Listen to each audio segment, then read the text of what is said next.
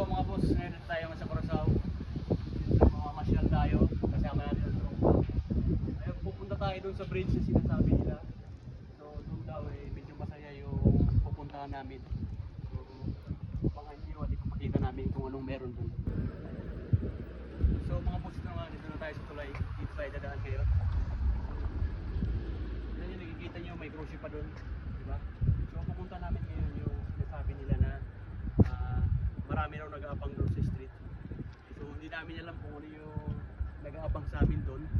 Kaya pupuntahan namin. So samahan nyo kami dito. So dito yung tulay, dito yung tulay.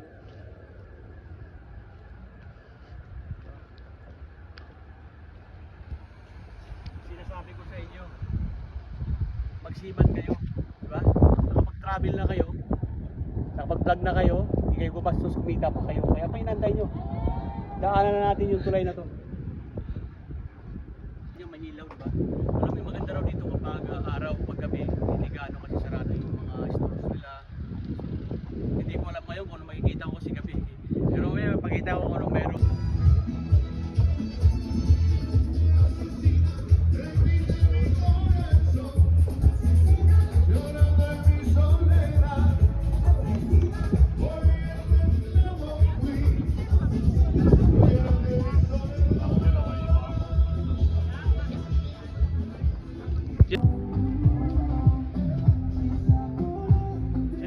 So dito pa rin tayo sa Curaçao. So ngayon may nadaanan tayo.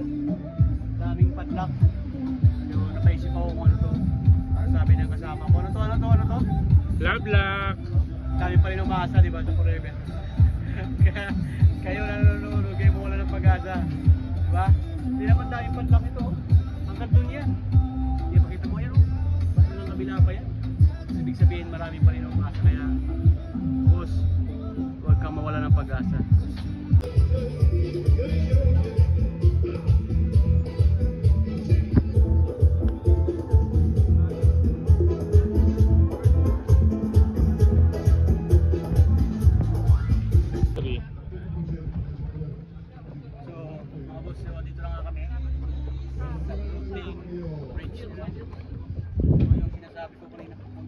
Pinuntahan namin, hindi maganda yung nakita namin, nakakatakot. Pupunta tayo doon kung ano meron, tingnan natin ano naman ang meron. Sinabi ko kanina, nakakatakot, kinabahan yung cameraman ko. Nagayaan ako.